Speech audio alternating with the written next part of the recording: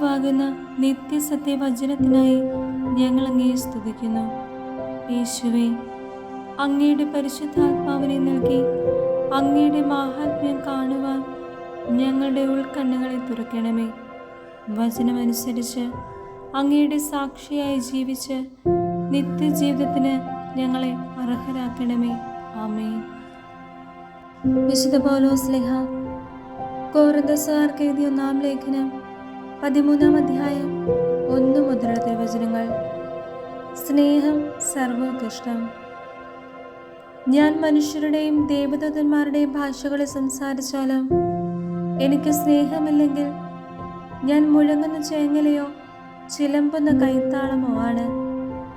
എനിക്ക് പ്രവചനപരമുണ്ടായിരിക്കുകയും സകല രഹസ്യങ്ങളും ഞാൻ ഗ്രഹിക്കുകയും ചെയ്താലും സകല വിജ്ഞാനവും മലകളെ മാറ്റാൻ തക്ക വിശ്വാസവും എനിക്കുണ്ടായാലും സ്നേഹമില്ലെങ്കിൽ ഞാൻ ഒന്നുമല്ല. ഞാൻ എൻ്റെ സർവ്വസമ്പത്തും ദാനം ചെയ്താലും എൻ്റെ ശരീരം ദഹിപ്പിക്കാൻ വിട്ടുകൊടുത്താലും സ്നേഹമില്ലെങ്കിൽ എനിക്കൊരു പ്രയോജനവുമില്ല. സ്നേഹം ദീർഘക്ഷമയും ദയയുമുള്ളതാണ്.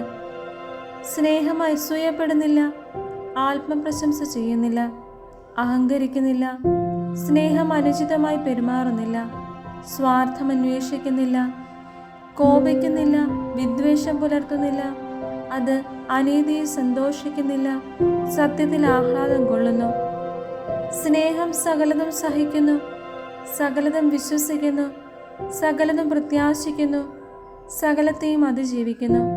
സ്നേഹം ഒരിക്കലും അവസാനിക്കുന്നില്ല.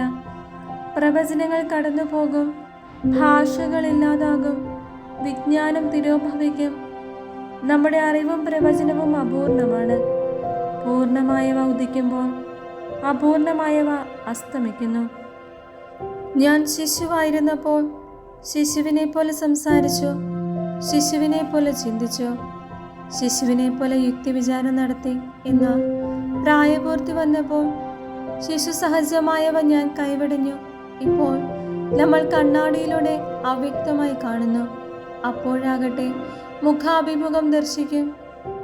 ഇപ്പോൾ ഞാൻ ഭാഗികമായി അറിയുന്നു, അപ്പോഴാകട്ടെ ദൈവം എന്നെ പൂർണ്ണമായി അറിയുന്നത് പോലെ ഞാനും പൂർണ്ണമായി അറിയും. വിശ്വാസം, പ്രത്യാശ, സ്നേഹം ഇവ മൂന്നും നിലനിൽക്കുന്നു. എന്നാൽ സ്നേഹമാണ് സർവോത്കൃഷ്ടം.